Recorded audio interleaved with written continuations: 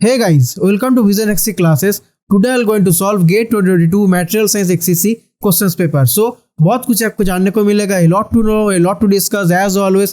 But before we begin, Vision XC classes आप लोग के लिए लेकर है GATE Engineering Sciences courses. Currently we are providing flat 25% off on all courses. If you want to avail this offer, you can visit our website visionxcclasses.in और you can download our app from the Play Store. तो चलिए दोस्तों शुरू करते हैं बिना किसी देरी के मेरे साथ। मेरा नाम है राजर्षि। अगर इस सॉल्यूशन का पीडीएफ और डाउनलोड करने में इंटरेस्टेड है तो यहाँ पे दिया गया टेलीग्राम चैनल के माध्यम से कर सकते हैं और you can connect with me using this particular handle. So coming to the first question, इस क्वेश्चन में हम लोग का 4 एल्यूमिनियम सिंगल क्रिस्टल दिया है एंड बोला है कि हम लोग लोडिंग दे रहे हैं इन चारों क्रिस्टल्स के ऊपर in the direction as mentioned in the diagram. So इन चारों में से कौन सा क्रिस्टल सबसे कम लोड लेगा यील्डिंग शो करने के लिए। So let's check out the solution. So as you all know for yielding movement और डिसलोकेशन इज रिक्वायर्ड एंड हम लोग ये भी पता है जो डिसलोकेशन होता है वो मूव करते हैं या प्रेफर करते हैं to move in the close packed planes and direction. तो जो बीसीसी का क्लोज पैक्ड प्लेन है वो है आपका 1 1 0 एंड डायरेक्शन है आपका 1 बार 1 एंड 1 एंड जो एफसीसी का क्लोज पैक्ड प्लेन है वो आपका है 1 1 एंड 1 एंड जो उसका क्लोज पैक्ड डायरेक्शन है वो आपका 1 1 बार एंड 0। क्वेश्चन में क्या दिया था हम लोग का एल्यूमिनियम सिंगल क्रिस्टल, तो एल्यूमिनियम सिंगल क्रिस्टल क्या हो जाएगा मेरा एफसीसी। अभी हम लोग ये भी पता है कि जो criteria for minimum stress for yielding होता है मेरा sigma Y is equal to 2 tau CRSS. Sigma Y क्या है yielding stress and tau CRSS क्या है मेरा क्रिटिकली रिजॉल्व शियर स्ट्रेस। अभी ये कंडीशन या ये क्राइटेरिया को मीट करने के लिए हमेशा मेरा जो लैम्डा है और मेरा जो फाई है उसका वैल्यू हमेशा मेरा 45 डिग्री होगा with respect to the applied stress. अभी हम लोग का यहाँ पे सिग्मा और लैम्डा क्या है, सिग्मा है आपका देखिए angle between the normal to the slip plane and the loading axis and जो लैम्डा है मेरा ये angle between the slip direction and the loading axis. तो हम लोग का जो ऑप्शन 4 में जो वैल्यू दिया था लोडिंग एक्सिस का वो है मेरा 1 2 3। तो यहाँ पे हम लोग अगर लैम्डा और लोडिंग एक्सिस जो 1 2 3 का बीच के अगर वैल्यू को फाइंड आउट करेंगे वो हम लोग का होगा 55.4 डिग्री एंड जो लैम्डा का वैल्यू है उसको हम कैलकुलेट करेंगे तो वो आ जाएगा 22.3 डिग्री। तो अभी हम लोग इन दोनों का वैल्यू को अगर मल्टीप्लाई करेंगे कोसाइन का तो हम लोग को जो वैल्यू आएगा वो आपका आएगा 0.5 विच इज हाफ। तो इस वैल्यू को हम लोग पुट करेंगे अगर सिमिट लॉ के अंदर तो हम लोग का जो क्राइटेरिया मीट हो रहा है मिनिमम स्ट्रेस फॉर यील्डिंग का। So based on this we can say that option D is the correct one. So coming to the next question, इस क्वेश्चन में हम लोग को बोला है कि 2 सैंपल ले रहे हैं हम लोग कॉपर एलॉय का, एक का है लेवल की हम लोग 1 एक का लेवल की हम लोग 2 एंड दोनों सैंपल को हम लोग क्या कर रहे हैं टेंसाइल लोड दे रहे हैं अप टू पॉइंट ई जो सैंपल 1 है एंड जो सैंपल 2 है उसको हम लोग लोड दे रहे हैं अप टू पॉइंट पी। सो इनको लोड देने के बाद हम लोग क्या कर रहे हैं फिर से इनको अनलोड कर रहे हैं and after then again reloading. So इनका ये जो हम लोग प्रोसेस किए इनके वजह से क्या इनका ब्रिटल हार्डनेस का वैल्यू के अंदर चेंज आएगा उसको हम लोग को बोलना है। So let's check the solution. So जैसे कि हम लोग को पता है क्वेश्चन में 0.2% से अगर हम लोग एक पैरेलल लाइन ड्रॉ करेंगे टू द इलास्टिक रीजन तो हम लोग का जहाँ पे जाकर वो कट करें उसको हम लोग यील्ड पॉइंट बोलते हैं। तो जो सैंपल 1 है इसको हम लोग लोड कर रहे हैं अप टू पॉइंट ई जो कि है बिफोर द यील्ड पॉइंट। तो इसके चलते जब इसको हम लोग लोडिंग और अनलोडिंग के बाद जो इसका ओरिजिनल शेप एंड साइज है वो इंटैक्ट रहेगा। तो इसके मतलब जो हार्डनेस वैल्यू है विल रिमेन अनचेंज। लेकिन इन केस ऑफ सैंपल 2 ये जो है पॉइंट पी तक हम लोग लोड कर रहे हैं। पॉइंट पी क्या है मेरा यील्ड पॉइंट्स के ऊपर है। तो इसके चलते जब इसको हम लोग लोडिंग करने के बाद अनलोडिंग करेंगे ये जो है अपना ओरिजिनल शेप एंड साइज को लौट के नहीं आएगा एंड जब ये अनलोड होने के बाद फिर से हम लोग इसको रीलोडिंग करेंगे तो ये जो है आपका स्ट्रेन हार्डनिंग प्रोसेस शो करेगा। जैसे हम इमेज में देख पा रहे हैं बिफोर स्ट्रेन हार्डनिंग इसका जो स्ट्रेन था वो इतना था लेकिन आफ्टर द स्ट्रेन हार्डनिंग इसका जो स्ट्रेन था वो बढ़ गया है। तो इसके चलते जो हार्डनेस का वैल्यू है वो भी इंक्रीज हो जाएगा। So based on this we can say that the option C is the correct one.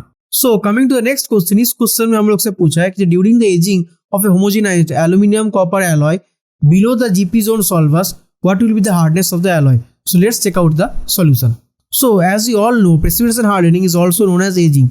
In this strengthening curve यहाँ पे हम लोग क्या देखना है जो y एक्सिस में हम लोग स्ट्रेंथ और हार्डनेस को प्लॉट किए एंड x एक्सिस में हम लोग एजिंग टाइम को प्लॉट किए।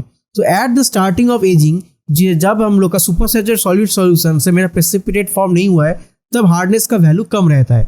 लेकिन जब हम लोग का धीरे धीरे आपका स्मॉल प्रेसिपिटेट फॉर्म होने लगता है तब जो है हार्डनेस का वैल्यू इंक्रीज होता है एंड ये पीक कर जाता है जब ऑप्टिमम साइज आपका प्रेसिपिटेट का रीच हो जाता है। लेकिन अगर ये जो ऑप्टिमम साइज से अगर बहुत बड़ा बड़ा हो जाए प्रेसिपिटेट, तब क्या हो जाएगा, मेरा जो हार्डनेस का वैल्यू डिक्रीज हो जाएगा। तो मतलब at first the hardness is increasing, at it gone to a peak and after that it is decreasing. So based on this we can say that the option C is the correct one. So coming to the next question, इस question में हम लोग को बोला है कि students aims to deposit a thin metallic film on a SiO2 substrate with an adhesion layer between the metal film and the substrate. And यहाँ पे जो है island type of growth को avoid करना है.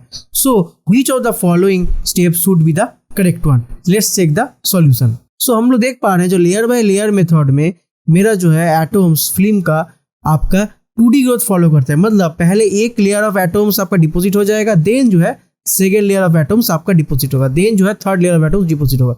लेकिन ऐसा जो है आइलैंड ग्रोथ में नहीं होता है। आइलैंड ग्रोथ में आपका 3D टाइप का ग्रोथ फॉलो होता है, जैसे कि हम लोग इमेज में देख पा रहे हैं। अभी इसके चलते जो layer by layer growth method में आपका इंटरफेस एनर्जी बहुत ही कम होता है। एंड इसका सेकेंड कैरेक्टरिस्टिक क्या है कि इसमें जो है स्मॉल लैटिस मिसमैच होता है, right.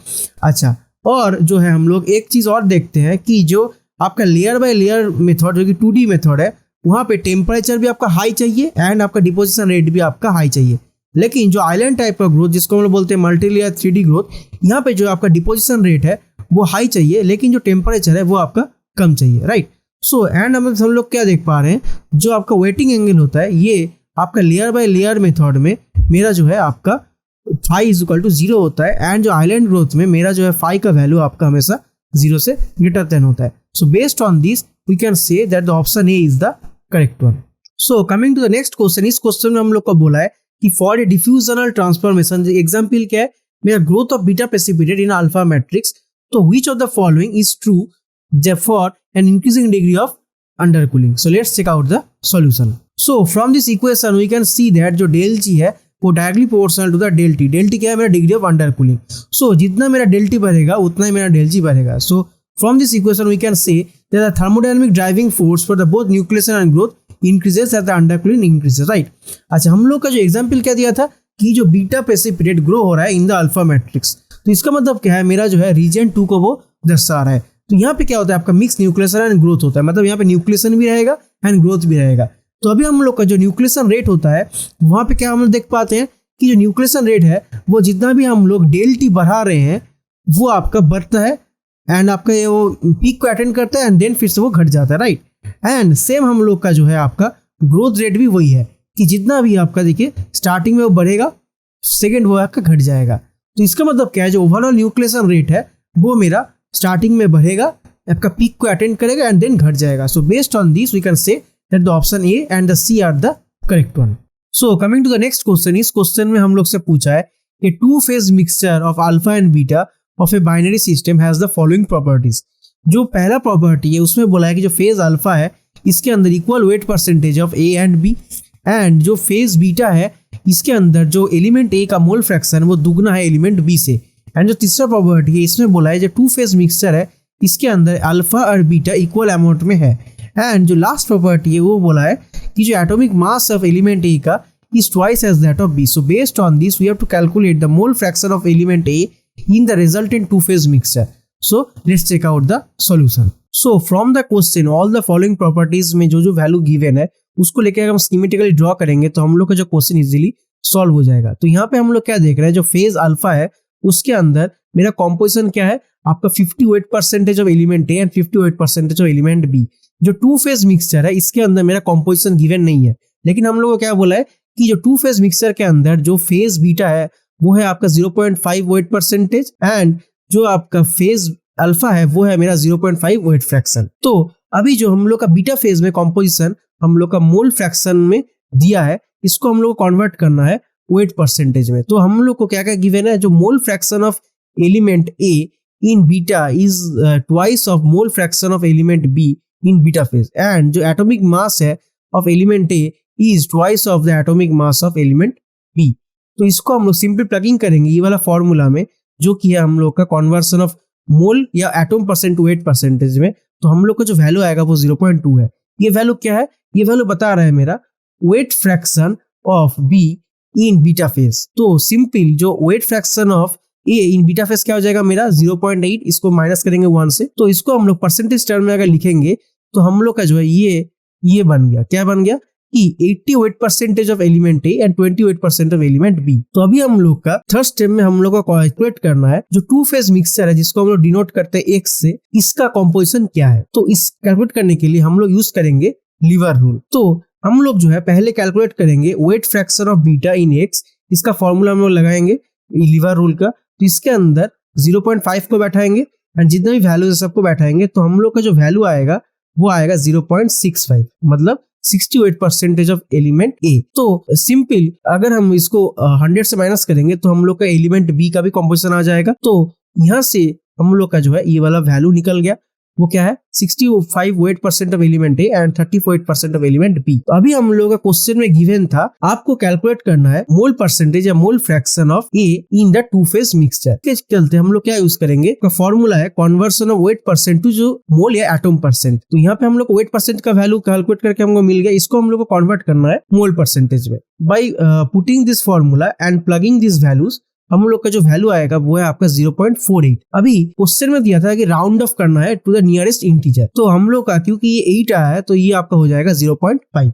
So based on this the answer would be our 0.5। So coming to the next question, इस क्वेश्चन में हम लोग का बोला है एक कंपोनेंट ए है जो डिफ्यूज हो रहा है सॉलिड के अंदर to a depth of 10 micrometer in 1 hour at 300 kelvin. तो अभी हम लोग को ये पूछा है कि the time taken for component A to diffuse to the same depth जो कि हम लोग का 10 माइक्रोमीटर एट 600 केल्विन कितना होगा। तो हम लोग का जो फॉर्मूला दिया है diffusivity of A in the solid, ये वाला फॉर्मूला। तो इसके अंदर हम लोग का जो है एक्टिव एनर्जी का वैल्यू कितना है 0.3 electron volt and Boltzmann constant का वैल्यू हम लोग को पता है 8.16 × 10⁵ इलेक्ट्रॉन वोल्ट पर केल्विन और टी हम लोग का एब्सोल्यूट टेम्परेचर है, right. So let's check out the solution.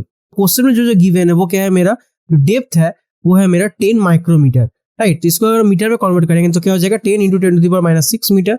और जो T1 है वो कितना है मेरा 3600 सेकेंड्स और टेम्परेचर 1 कितना है मेरा 300 केल्विन एंड टेम्परेचर 2 कितना है मेरा 600 केल्विन। तो अभी हम लोग का जो पता है पेनिट्रेशन डेप्थ और डिफ्यूजिविटी का रिलेशन वो है आपका x = √dt, राइट। तो अगर हम रूट को हटाएंगे तो क्या हो जाएगा x² = dt। तो अभी जो हम लोग का दो सिनेरियो थे, एक आपका 300 केल्विन में एक आपका आएगा केस एंड आपका 600 केल्विन में आपका अलग केस आएगा, लेकिन दोनों ही अलग अलग केस में आपका जो पेनिट्रेशन डेप्थ है वो सेम है। तो इसके चलते हम लोग क्या हो जाएगा x1² = x2²। तो अल्टीमेटली क्या हो जाएगा मेरा d1/d2 = t2/t1। क्वेश्चन में हम लोग का इक्वेशन गिवन था आपका डिफ्यूजिविटी का, उसको हम प्लगिंग करेंगे इसके अंदर एंड आपका जो d0a कट जाएगा तो अल्टीमेटली मेरा ये वाला इक्वेशन आएगा, राइट। इसके अंदर जितना भी गिवन डाटा है उसको अगर डालेंगे तो आपका जो रेशियो है d1/d2 वो आएगा आपका 0.00302615, राइट। तो ये किसके लिए सेम है आपका T2/T1 के लिए। तो by simply plugging the values into this relationship हम लोग का जो आंसर आएगा वो है 10.89 सेकेंड्स।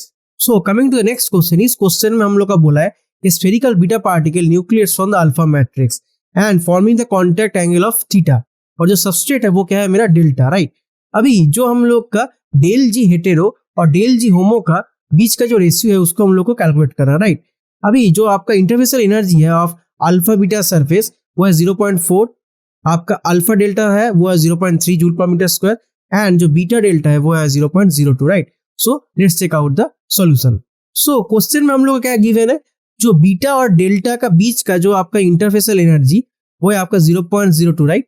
एंड जो बीटा और अल्फा का बीच का आपका इंटरफेसियल एनर्जी वो कितना है मेरा 0.4, राइट। एंड जो अल्फा और डेल्टा का बीच का है वो कितना है मेरा 0.3। अच्छा, अभी जो सरफेस टेंशन फोर्स है balance in the plane of the surface वो मेरा ये वाला इक्वेशन है, राइट। इसके अंदर ये सब का वैल्यू को अगर डालेंगे तो cos थीटा का वैल्यू कितना आ रहा है मेरा 0.7 और हम लोग को पता है जो del G hetero = del G homo f of theta. तो f ऑफ थीटा का वैल्यू क्या होता है मेरा 2.3 cos θ/cos³ θ/4। तो इसके अंदर अगर हम वैल्यूज को डालेंगे तो हम लोग का जो वैल्यू आएगा f ऑफ थीटा का वो आएगा आपका 0.06075। तो del G hetero by del G homo का जो रेशियो होगा वो आएगा आपका 0.06075। तो coming to the next question, इस क्वेश्चन में हम लोग को बोला है the resistivity of pure semiconductor given है 200 केल्विन जो कि है 3000 ओम मीटर और हम लोग का जो नंबर ऑफ इलेक्ट्रॉन्स का इक्वेशन है वो ये है गिवन। तो हम लोग का जो क्वेश्चन में आपका बोल्ट्जमैन कांस्टेंट का वैल्यू दिया है, एवोगाड्रो नंबर का वैल्यू दिया है and the mobility of electrons का वैल्यू भी दिया है, मोबिलिटी होल्स का वैल्यू भी दिया है एंड चार्ज ऑफ इलेक्ट्रॉन हम लोग को पता है 1/6 × 10⁻⁹ coulomb. So we have to calculate the band gap of the semiconductor. So let's check out the solution. So question में हम लोग का जो गिवन है वो है mobility of the holes as well as mobility of the electrons. जो Avogadro number है वो है आपका 6.01023 और एसटीपी हम लोग का गिवन है 3000 ओम मीटर. अभी जो कंडक्टिविटी है वो है 1 ऑफ रेजिस्टिविटी. तो जो है मेरा कंडक्टिविटी का वैल्यू आएगा वो है 3.3 × 10⁻⁻4. तो अभी ये जो वैल्यू है इसको अगर इस फॉर्मूले के अंदर डालेंगे जो कि है मेरा आपका कंडक्टिविटी ऑफ इंट्रिंसिक सेमीकंडक्टर, इसके अंदर डालने पे मेरा जो नंबर ऑफ इलेक्ट्रॉन्स का वैल्यू आएगा 1.04 × 10⁻16. तो ये जो वैल्यू है इसको हम लोग क्वेश्चन में दिया गया जो इक्वेशन है उसको अंदर डालेंगे और जितना भी ऊपर जितना भी मेरा गिवन है इसको डालेंगे तो हम लोग का जो बैंड गैप का वैल्यू आएगा वो आप आएगा 0.45 electron volt. So the correct answer will be our 0.45. So coming to the next question. इस क्वेश्चन में बोला है न्यू ग्लास मटेरियल डेवलप किया गया है to minimize the transmission of the light through the window with glass panel of thickness 5 millimeter. अभी जो refractive index दिया गया है वो है 1.5 और जो एब्जॉर्प्शन कोएफिशिएंट है उसका वैल्यू चेंज हो रहा है from 0.3 centimetre inverse two the 1 centimetre inverse. तो अभी जो हम लोग को कैलकुलेट करना है वो है ratio of the maximum to the minimum fraction of light coming out of the other side of the glass panel. So let's check out the solution. So question में जो हम लोग का गिवन है वो है आपका 5 मिलीमीटर थिकनेस और जो एब्जॉर्प्शन कोएफिशिएंट मिनिमम वैल्यू है वो है आपका 0.3 पर सेंटीमीटर. इसको अगर हम कन्वर्ट करेंगे मिलीमीटर में तो क्या हो जाएगा 0.03 पर मिलीमीटर. सिमिलरली जो एब्जॉर्प्शन कोएफिशिएंट का मैक्सिमम वैल्यू उसको भी अगर हम कन्वर्ट करेंगे तो हम लोग को जो आ जाएगा 0.1 पर मिलीमीटर. तो हम लोग को जानते हैं कि जो नॉन एब्जॉर्ब्ड बीम का आपका इक्वेशन होता है IT = I0 e⁻ beta x. तो यहाँ पे जो है हम लोग का दो वैल्यू दिया है बीटा का, एक है मिनिमम एक है मैक्सिमम. तो दोनों को अगर हम लेंगे तो हम लोग का दो इक्वेशन बनेगा ये. सो बेस्ड ऑन दिस हम लोग का जो एक इक्वेशन है IT1/I0 = आपका जिसको हम T0 बोल सकते हैं = क्या हो जाएगा e⁻0.03 × 5. सिमिलरली आपका जो IT2/I0 इसको हम बोल सकते हैं T2, ये आपका आ जाएगा e⁻0.1 × 5. तो एक हो गया मेरा मैक्सिमम आपका एब्जॉर्प्शन कोएफिशिएंट के लिए, एक हो गया मेरा मिनिमम एब्जॉर्प्शन कोएफिशिएंट के लिए. तो दोनों का अगर हम रेशियो लेंगे तो हम लोग का जो वैल्यू आएगा वो है 1.41. So the correct answer will be 1.41. So coming to the next question. इस क्वेश्चन में हम लोग का बोला है जो थर्ड पीक है एक्स रे डिफ्रैक्शन पैटर्न का ऑफ FCC क्रिस्टल आपका जो है 45 डिग्री है एंड जो वेवलेंथ है आपका एक्स रे बीम का वो है 1.54 एंगस्ट्रॉम. तो अगर फर्स्ट रिफ्लेक्शन होगा so you have to calculate the lattice parameter of the crystal in angstrom. So let's check out the solution. हम लोग का क्वेश्चन में क्या गिवन है जो 2 थीटा है वो है आपका 45 डिग्री. तो थीटा क्या हो जाएगा मेरा 22.5 डिग्री और लैम्डा क्या गया है मेरा 1.54 एंगस्ट्रॉम. राइट. अभी जो h² + k² + l² है उसका वैल्यू कितना है मेरा 8. राइट. क्योंकि थर्ड पीक बोला है. अभी क्योंकि ये देखिए जो FCC का थर्ड पीक क्या होता है मेरा 8 होता है. राइट. मतलब मेरा जो है वो हमेशा 143 होता है. मतलब इसको शॉर्ट फॉर्म में बोल सकते हैं आई लव यू. इसको ट्रिक है ये याद करने का. तो मतलब क्या है मेरा फर्स्ट पीक होगा 3, उसके बाद आप 1 प्लस करेंगे तो 4 होगा, उसके बाद आप 4 प्लस करेंगे तो 8 आएगा, उसके बाद 3 प्लस करेंगे तो 11 आएगा. तो इस पैटर्न से ये चलता जाएगा. राइट. तो अगर आपको बोले third peak, fourth peak, six peak तो आप कभी भी आप भूल नहीं करेंगे. तो applying the Bragg's law A λ ये जो वैल्यूज है इसको हम प्लगिंग करेंगे इस इक्वेशन के अंदर तो हम लोग का जो आपका A का वैल्यू जो कि लैटिस पैरामीटर है उसका वैल्यू आएगा 5.68 angstrom. So the correct answer will B 5.68.